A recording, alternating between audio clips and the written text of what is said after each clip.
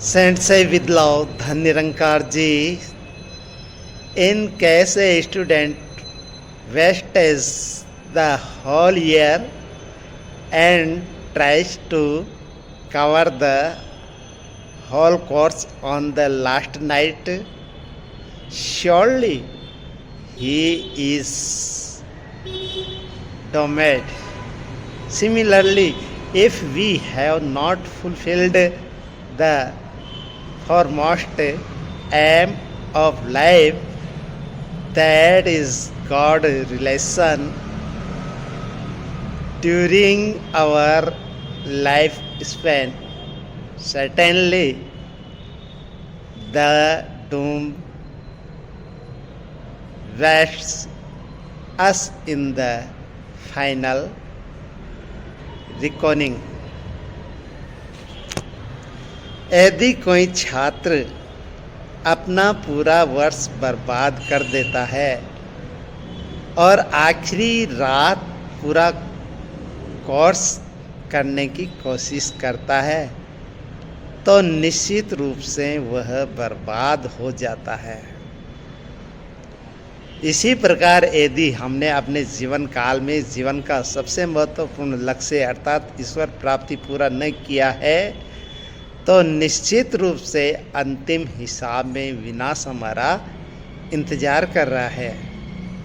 यह अर्थ है इस टॉपिक का।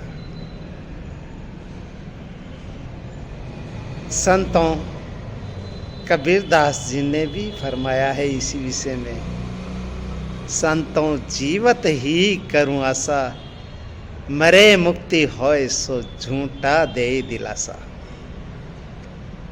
बहुत से गुरु, आज गुरुओं की तो बाढ़ आ रही है, बहुत से गुरु कहते हैं कि ये नाम लो और इसको जपते रहो और अंत में आपका उद्धार हो जाएगा।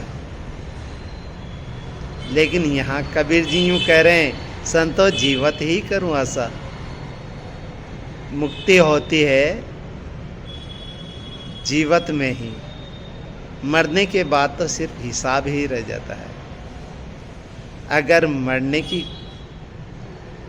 बात कोई करता है कि मरने पर मुक्ति होती है तो वह गुरु झूठी दिलासा अपने शिष्यों को देता है।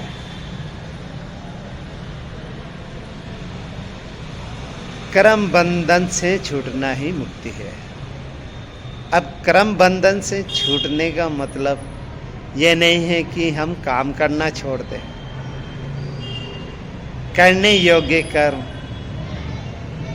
और न करने योग्य कर्म, करने योग्य कर्म है जो सत्कर्म है, सत्कर्म के साथ हम जीवन निर्वाह का कर्म भी करते रहे। ऐसा नहीं कि हम काम धंधा छोड़कर ईश्वर की भक्ति में बैठ जाए, जंगल में जाके बैठ जाए।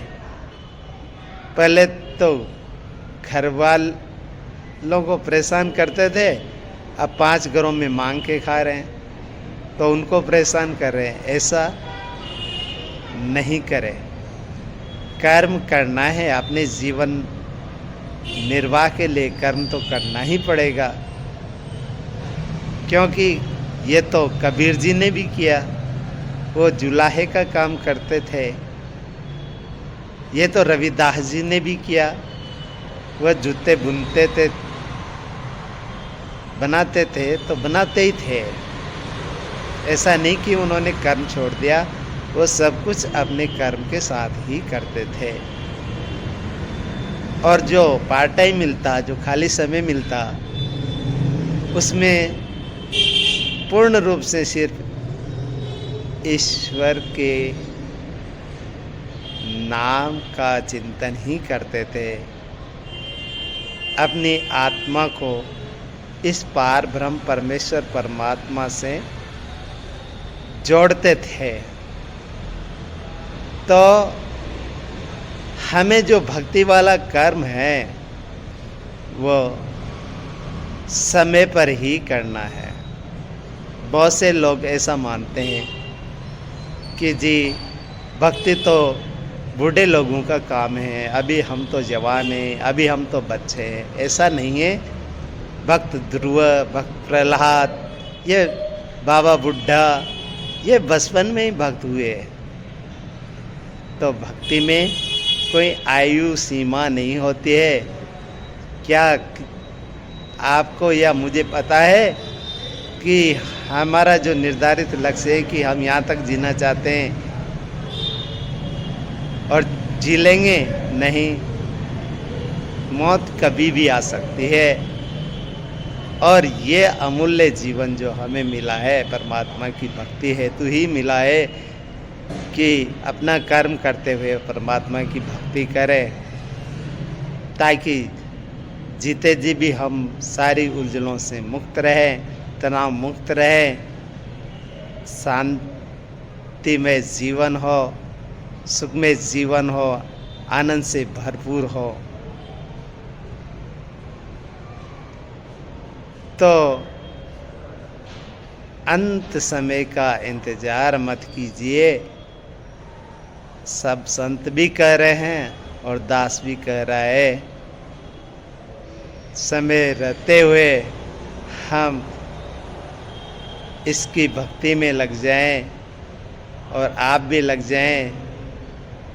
सारा विश्व ही काश ऐसा कर पाए, विश्व नहीं तो कम से कम हम हिंदुस्तानी तो कर पाएँ। जब हम नहीं कर पाएंगे तो वो लोग तो हमसे ही सीखते हैं।